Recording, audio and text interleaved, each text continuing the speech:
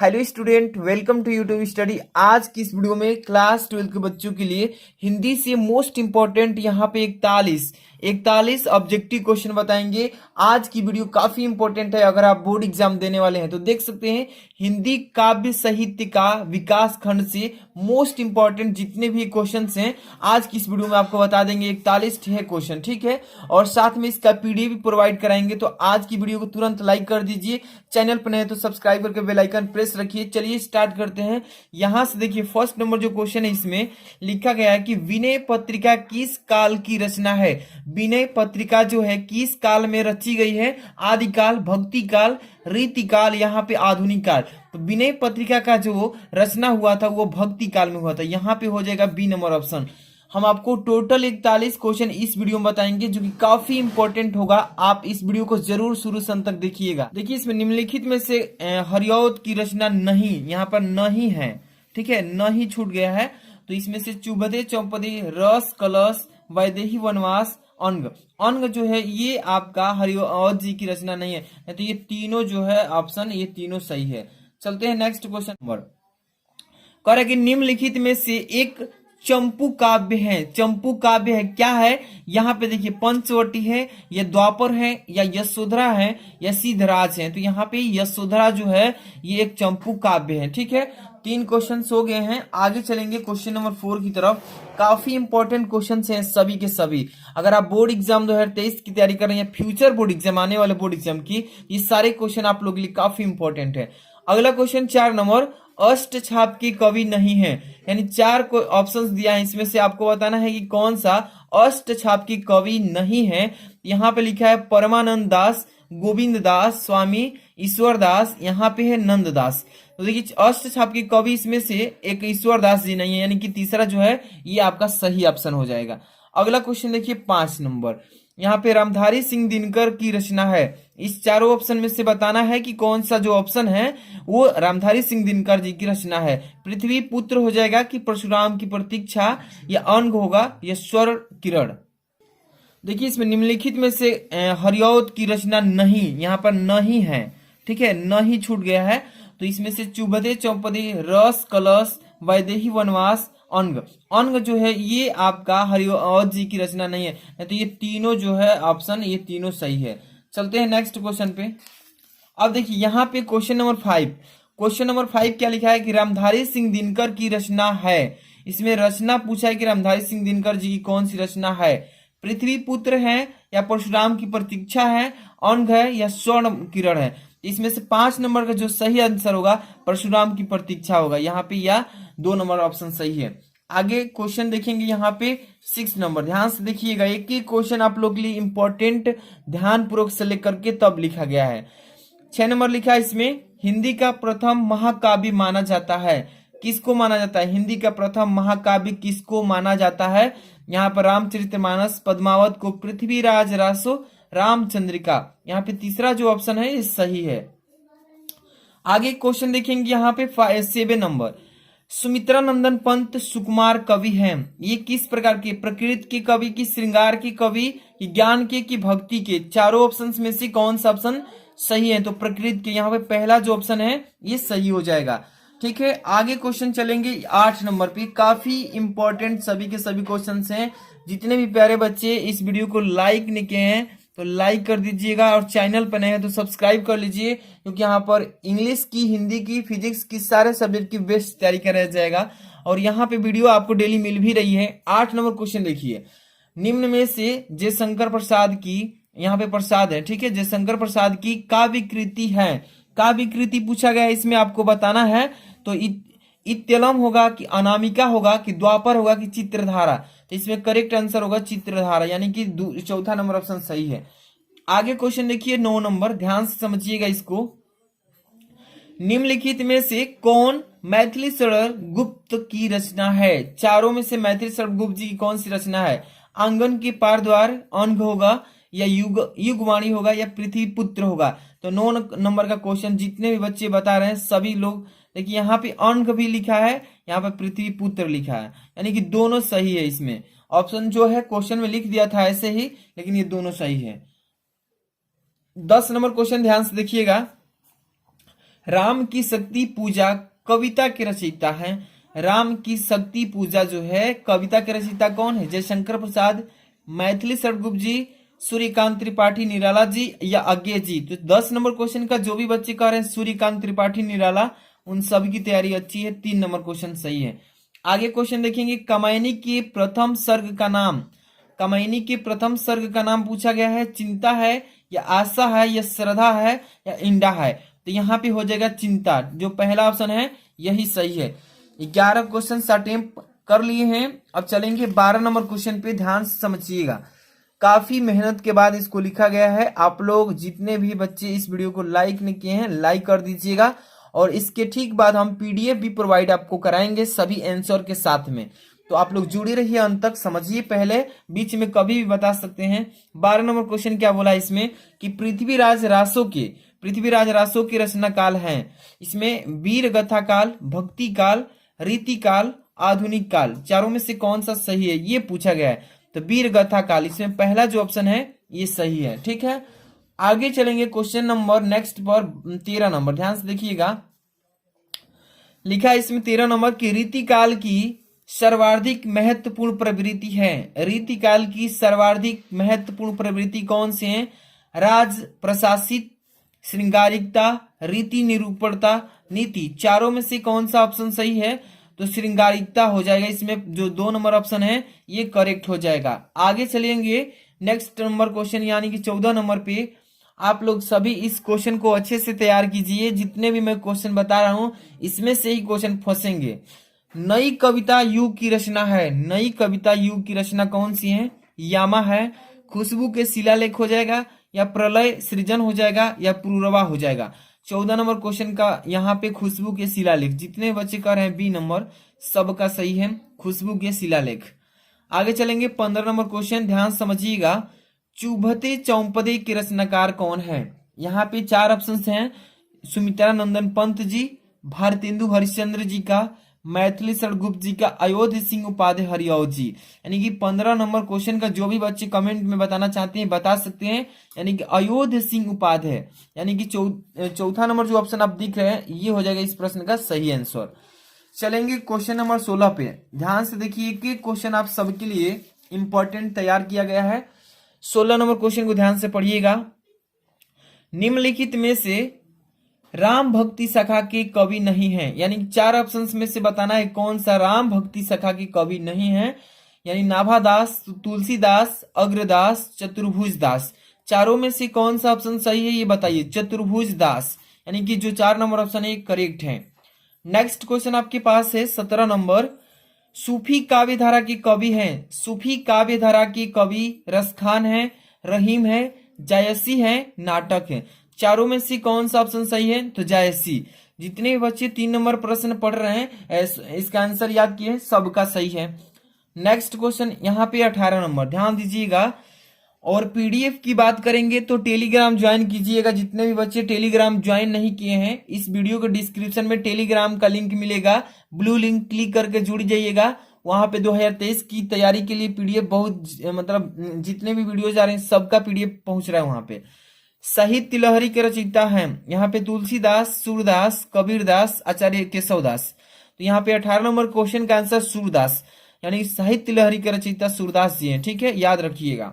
आगे चलेंगे 19 नंबर। हरिऔध जी की कृति नहीं है। यानी कौन सी कृति इसमें से चारों में से हरिऔध जी की नहीं है? चुभते चौपदे, प्रिय प्रवास, वैदेही वनवास, चित्रधारा। यानी कि जितने बच्चे चित्रधारा याद किए हैं उन सब का सही है 4 नंबर क्वेश्चन। अब देखिए क्वेश्चन नंबर 20, ध्यान से देखिएगा। 20 नंबर क्वेश्चन पे चलेंगे। नेक्स्ट क्वेश्चन 20 नंबर ही है। इनमें से किस समय सीमा को द्विवेदी युग के नाम से जाना जाता है? कौन सी ऐसा समय सीमा है जो द्विवेदी युग के नाम से जाना जाता है? सन 1868 से 1900 ईस्वी तक, 1919 से 1938 तक, 1900 से 1922 तक, 1938 से लेकर 1943 तक। तो जितने भी बच्चे को याद है कि 1900 से लेकर और 1922 तक, उन सब का सही है। यानी कि देखिए यही है जो किसका द्विवेदी युग का समय सीमा 1900 से लेकर 1922 तक माना जाता है। आगे चलेंगे क्वेश्चन नंबर 21 21 नंबर पे। कृतिलता के रचनाकार हैं। कृतिलता जो है इसकी रचना किसने किया था? तो यहाँ पे देखिए सारंगधर ने, दलपति ने, विद्यापति ने, जगनिक ने। तो चारों ऑप्शन में से जो है विद्यापति, ये हो जाएगा इसका करेक्ट आंसर, यानी तीसरा नंबर। ठीक है, आगे चलेंगे क्वेश्चन नंबर 22। ध्यान से देखिए, प्रगतिवाद का मुख्य आधार है। प्रगतिवाद का मुख्य आधार क्या है? प्रजातंत्र है, राष्ट्रीय पुनर्जागरण है, या साम्यवाद है, या समाज सुधार है। तो चारों ऑप्शन में से कौन सा ऑप्शन सही है ये बताना है। तो साम्यवाद, जो साम्यवाद है, ये 3 नंबर ऑप्शन ये सही है। क्वेश्चन नंबर 23 ध्यान से देखिएगा, क्वेश्चन नंबर 23 को अच्छे से पढ़िएगा। यहाँ पे हरी घास पर क्षण भर कृति निम्नलिखित में से किसकी है? हरी घास पर क्षण भर कृति निम्नलिखित में से किसकी है? भवानी प्रसाद जी मिश्र जी की, बालकृष्ण शर्मा जी का, अज्ञे जी का, नागार्जुन का। तो यहाँ पे चारों ऑप्शन में से कौन सा ऑप्शन सही है? तो अज्ञे जी, यहाँ पे जो तीसरा ऑप्शन है अज्ञे, ये उसका करेक्ट आंसर हो जाएगा। अगला क्वेश्चन चलेंगे 24 नंबर, देखिए ध्यान से। निम्नलिखित में से किन्हें ज्ञानपीठ पुरस्कार नहीं मिला है? कौन से ऐसे इसमें कवि हैं जिनको ज्ञानपीठ पुरस्कार नहीं मिला है? महादेव वर्मा जी, निराला जी को, सुमित्रा नंदन पंत जी को, अज्ञे जी को। चारों में से कौन सा करेक्ट ऑप्शन होगा ये बताना था। ठीक है, तो निराला जी, आपके निराला जी जो है ये इनको नहीं मिला है। आगे चलेंगे, निम्नलिखित में से कौन प्रेमाश्री के कवि नहीं है? प्रेमाश्री शाखा जो है उसके कवि कौन से नहीं है? जयसी, या मंझन, या नंददास, या कुतुम्बन। तो इसमें से चारों में से कौन सा करेक्ट ऑप्शन होगा? नंददास, यानी कि नंद जो दास है 3 नंबर, नंददास जो है प्रेमाश्रयी शाखा के कवि नहीं है। आगे चलेंगे 26 नंबर, ध्यान से पढ़िएगा इसको।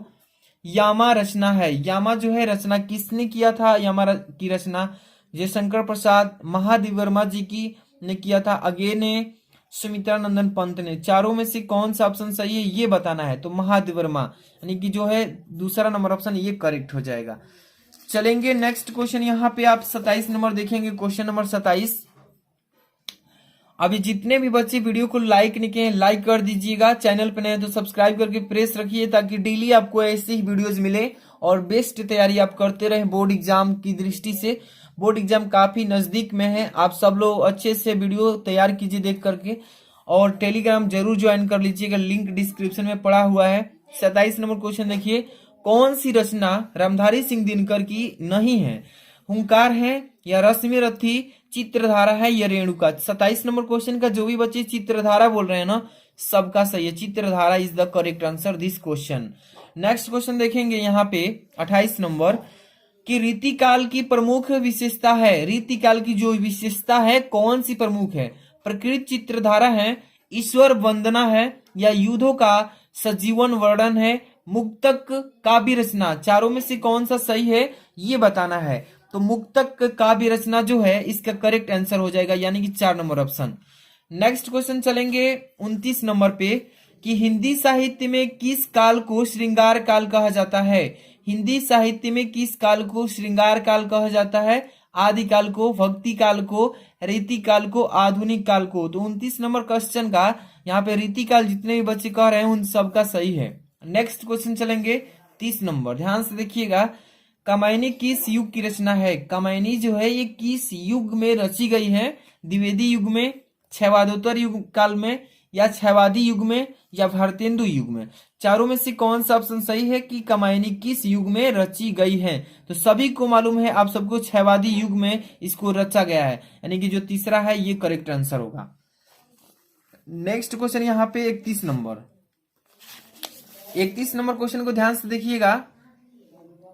विनय पत्रिका के रचनाकार हैं। विनय पत्रिका को किसने रचा है उनका नाम बताइए। तुलसीदास जी के द्वारा, कबीर दास जी के द्वारा, कि जायसी के द्वारा, कि सूरदास। तो सभी बच्चे जानते हैं कि तुलसीदास ने विनय पत्रिका को रचा था। ठीक है, तो 20 नंबर पहला ऑप्शन जो है तुलसीदास ये करेक्ट हो गया। नेक्स्ट क्वेश्चन चलेंगे। आप लोग अपनी तैयारी को मापते रहिए, अपने मन में क्वेश्चन का आंसर देने की कोशिश कीजिए, और लास्ट में मैं आंसर बताते चल रहा हूं। आप कितने सही किए हैं 41 में से ये जरूर बताइएगा। निम्नलिखित में से मैथिली शरण गुप्त की रचना नहीं है। नहीं पूछा है कि मैथिली शरण गुप्त ने किस का रचना नहीं किया है। चारों में से सिद्धराज का, कि इत्यलम का, कि अंग का, कि प्रदीक्षणा का। प्रदक्षिणा है, ठीक है, प्रदक्षिणा। तो इसका किस इसमें से इत्तिलम जो है ये दूसरा ऑप्शन है, ये इनकी इत्तिलम की मैथिली शैलगुप्त ने रचना नहीं किया है, ठीक है। आगे चलेंगे, यहाँ पे 33 नंबर क्वेश्चन पे ध्यान से समझिएगा। अयोध्य सिंह उपाध्याय हरिऔध की रचना है। अयोध्य सिंह उपाध्याय हरिऔध जी की कौन सी रचना है? यहाँ पे पूछा है वैदेही वनवास, यशोधरा, लहर, गुंजन। तो यहाँ पे पहला ऑप्शन जो है वैदेही वनवास ये करेक्ट आंसर है।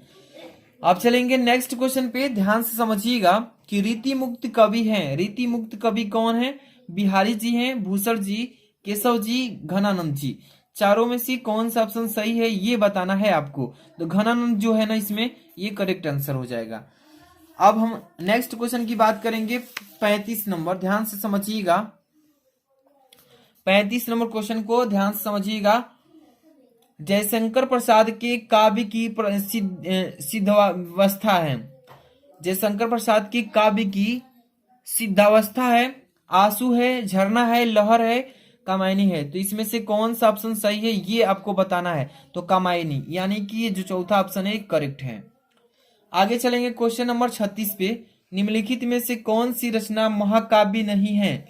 महाकाव्य रचना नहीं है ये पूछा है ना। पद्मावत, कामायनी, रश्मि रथी, साकेत। चारों में से कौन सा ऑप्शन सही है ये बताना है। तो रश्मि रथी, रश्मि रथी जो है ये करेक्ट आंसर है। आगे चलेंगे क्वेश्चन नंबर 37 पे। वैदेही वनवास काव्य कृति है। वैदेही वनवास काव्य कृति है खंड काव्य की, मुक्ति काव्य की, महाकाव्य की, चंपू काव्य की। तो इसमें से जो है वैदेही वनवास पूछा है कि काव्य कृति है, तो इसलिए इसका करेक्ट जो आंसर होता है महाकाव्य पर जाता है, यानी कि जो तीसरा ऑप्शन है ये करेक्ट है। 38 नंबर क्वेश्चन को ध्यान से समझिएगा। लिखा है कि प्रिय प्रवास काव्य कृति का मुख्य रस है। ये पूछा है ना। संयोग श्रृंगार होगा, करूण होगा, वियोग श्रृंगार होगा, शांत होगा। सभी बच्चे को मालूम है कि वियोग श्रृंगार होता है इसका। प्रिय प्रवास काव्य कृति मुख्य रूप रस में आती है तो वियोग श्रृंगार में आती है। चलेंगे यहाँ पे क्वेश्चन नंबर 39 यानी कि 39 नंबर क्वेश्चन पे आ चुके हैं। यहाँ पे देखिएगा 39 नंबर क्वेश्चन क्या बोला है इसमें कि रसिका प्रिया, रसिका प्रिया, रसिक प्रिय रचना है, रसिक प्रिय रचना है मतीराम की, केशवदास की, नरपति नल्लह की, सुमित्रानंदन पंत की। तो सभी को मालूम है कि केशवदास की है, यानी कि जो है बी नंबर ऑप्शन सही है। नेक्स्ट क्वेश्चन 40 नंबर कह रहा है कि कामायनी रचना है किसकी है? सूर्यकांत त्रिपाठी जी की, महादेव वर्मा जी की, जयशंकर प्रसाद जी का, मोहन अवस्थी की। तो इसमें से चारों में से जो जयशंकर प्रसाद जी लिखा है तीसरा नंबर ऑप्शन ये सही है। यही कामायनी उस जयशंकर प्रसाद ने कामायनी की रचना किया है। नेक्स्ट क्वेश्चन यहाँ पे लास्ट है इस वीडियो का क्वेश्चन 41 नंबर कि कितनी नावों में कितनी बार काव्य कृति है?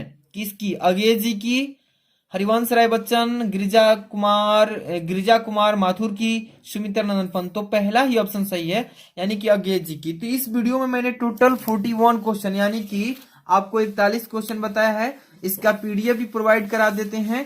जो भी बच्चे वीडियो को लाइक नहीं किए लाइक कर देना, चैनल को तुरंत सब्सक्राइब कर लीजिएगा। और इसका पीडीएफ टोटल क्वेश्चंस का आपको टेलीग्राम में सेंड करेंगे कुछ घंटे के अंदर ही। तो जाकर के टेलीग्राम ज्वाइन कीजिए। मिलते हैं नेक्स्ट वीडियो में। Thanks for watching.